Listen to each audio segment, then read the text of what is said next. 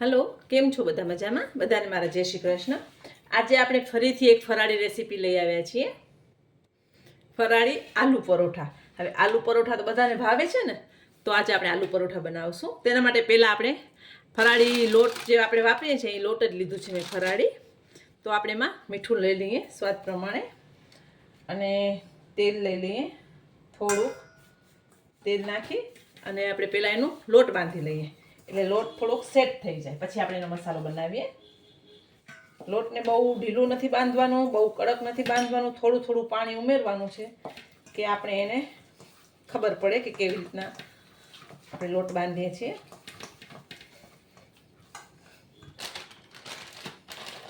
જો થોડોક મારાથી વધારે પાણી પડી ગયું તો લોટ ખોટો થઈ ગયો ને.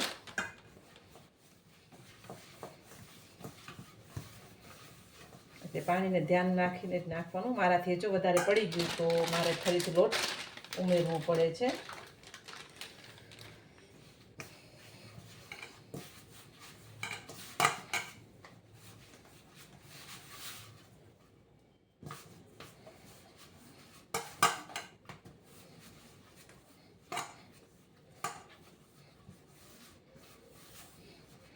એકદમ સરસ આપણે પહેલાં લોટ બાંધી લઈએ. લોટ બાંધીને થોડી વાર એને રહેવા દેવાનું છે. થોડુંક તેલ લઈ લઈએ. તેલ લઈ અને એને મસળીને થોડીક વાર સાઈડમાં રાખી દઈએ. ત્યાં આપણે એનું આલુ પરોઠાનો મસાલો બનાવી લઈએ. હવે આલુ પરોઠા છે ને એ બધાને ભાવતા હોય છે. અને રાખીએ સાઈડમાં. અને મસાલાની વાત કરીએ તો આલુ પરોઠા છે તો બટાકા તો હોય જ. તો બટાકા લીધા છે, એને સરસ આવી રીતે મેશ કરી લેવાના છે. અને બટાકાને મેં તમને કીધું એમ કે પેલા બાફીને પાણીમાંથી કાઢી અને ઠંડા કરી લેવાના હોય છે.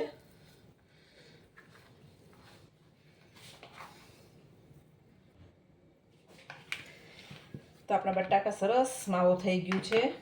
હવે આપણે એમાં મસાલા કરી દઈએ. હળદર છે, ટેસ્ટ પ્રમાણે મીઠું, ગરમ મસાલો, મરચું પાવડર, લીલા મરચાં છે, થોડુંક આમચૂર છે. જો તમે ખાતા હો તો તમે ચાટ મસાલો અને સંચળ પણ લઈ શકો છો. ચીલી ફ્લેક્સ છે, મારી ફેવરેટ કોથમરી. કોથમરીનું પ્રમાણ થોડુંક આપણે વધારે રાખશું. હવે મિક્સ કરી લઈએ. હવે તમને આમાં જો ઉમેરવું હોય તો તમે તલ ઉમેરી શકો છો, ટોપરાનું ખમણ ઉમેરી શકો છો, અને સિંગદાણા પણ ઉમેરી શકો છો. અને વઘાર કરવું હોય તો તમે આનો વઘાર પણ કરી શકો છો. સાથે સાથે તમે એમાં આદું પણ નાખી શકો છો, પછી રતાળું ગાજર નાખી શકો છો, કેળાના બનાવી શકો છો. તમને જે ભાવતું હોય એનામાં તમે વેરિએશન કરી શકો છો. રતાળું ગાજર અને બટાકાના પણ મિક્સ સારા લાગે છે.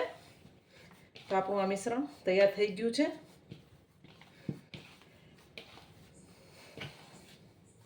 હવે આપણે એને હાથ ધોઈ આવું. આપણે ચીઝ લીધું છે, કેમ કે ચીઝ તો બધા ખાતા જ હોય છે અને ખવાય પણ છે, કેમ કે દૂધનું જ હોય છે. તો તમે ન ખાતા હો તો તમે સ્કીપ કરી શકો છો. બટર ખાતા હો તો બટર લેવાનું, તો બટરમાં શેકવાના. પણ અત્યારે હું ઘીમાં શેકીશ, કારણ કે મેં તમને પહેલાં પણ કીધું છે મને ઘી વધારે ગમે છે, તો હું ઘીમાં જ વધારે કરતી હોઉં છું. હવે જે આપણે રોટલીનો લોટ બાંધ્યો છે, જે ફરાળી, થોડોક લોટ લઈ લેશું અને એની પહેલાં એક રોટલી કરી લઈએ. આની રોટલી એકદમ સરસ આપણે ઘઉંના લોટની રોટલી કરીએ છીએ ને એવી જ રોટલી થાય છે, તમે જોઈ શકો છો. હવે તમને જેમ ફાવતું હોય ને એમ તમે એને વાળી શકો છો. અત્યારે હું એને વચમાં મિશ્રણ લઈ અને આપણે જે નોર્મલ આલુ પરોઠા બનાવીએ છીએ એ જ રીતનું વાળું છું. ઉપરનું થોડુંક આપણે કાઢી લઈશું.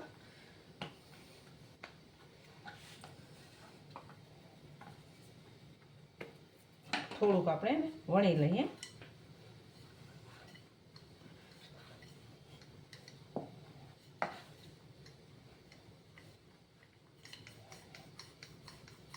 તૂટી ન જાય એનું થોડુંક ધ્યાન રાખજો.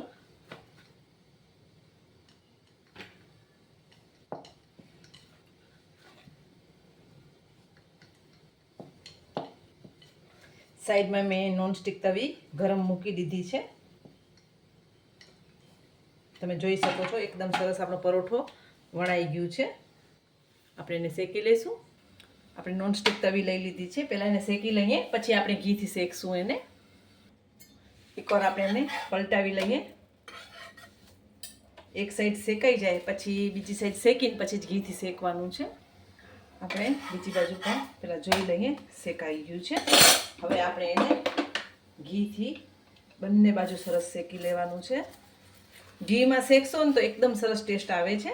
તમે બટરમાં મેં તમને કીધું એમ કરી શકો છો, તેલમાં પણ કરી શકો છો, એવું નથી. પણ જેને જે ભાવતું હોય એ રીતે. મને ઘીમાં ગમે છે ને એટલે હું ઘીમાં શેકું છું. અને મારું એવું છે કે ઘરના લોકોને આપણે ખવડાવીએ તો સારું જ ખવડાવીએ. શું કામ આપણે કોઈ પણ જાતનું ઓલું કરીએ એમ.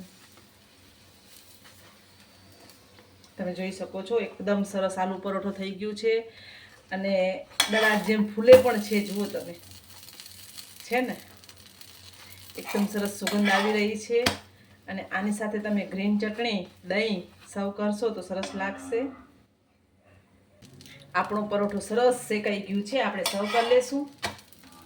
તમે જોઈ શકો છો બંને બાજુથી સરસ શેકાણું છે અને મસ્ત સુગંધ આવે છે અને બધાને ભાવશે. આપણે સર્વ કરી લઈએ. પહેલાં આપણે ગરમા ગરમ છે ત્યાં ચીઝ નાખી દઈએ, પછી એને આપણે કટ કરી અને સર્વ કરીએ તો ચીઝ એમાં થોડુંક મેલ્ટ થઈ જાય ને.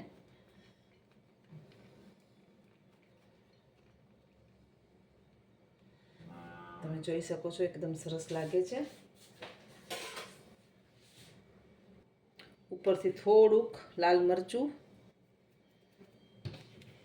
અત્યારે તમે ચાટ મસાલો કે લઈ શકો છો અને કોથમરી.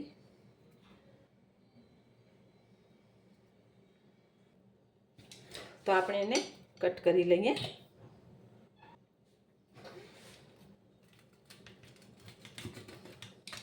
કટ તમને જેવી રીતે કરવું હોય એવી રીતે કરી શકો છો. અત્યારે હું સ્ક્વેર ટ્રાયેંગલ કરું છું. તમે જોઈ શકો છો એકદમ સરસ બન્યા છે. સર્વ કરી લઈશું. તો આપણે એને સર્વ કરી લઈએ. જોઈને ખાવાનું મન થાય એવા સરસ બન્યા છે.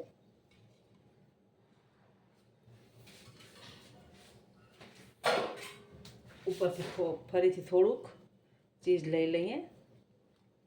કોઈને ખબર જ ના પડે કે આ ફરાળી આલુ પરોઠા છે. સાથે મેં દહીં લીધું છે અને દહીંમાં થોડુંક આપણે મરચું સ્પ્રિંકલ કરશું. તો એકદમ ટેસ્ટી એવા ફરાળી આલુ પરોઠા તૈયાર છે. આની સાથે તમે ગ્રીન ચટણી સર્વ કરી શકો છો. બહુ મસ્ત લાગે છે. તો આ રેસીપી ચોક્કસ તમારા ઘરે બનાવજો, બધાને ભાવશે. અને ઇન્સ્ટન્ટ ફટાફટ બની જાય છે. બટાકા બાફેલા હોય તો ફટાફટ બની જાય છે. તો બધા આ રેસીપી બનાવજો અને મને કમેન્ટમાં કહેજો કેવી બની છે. બધાને મારા જય માતાજી.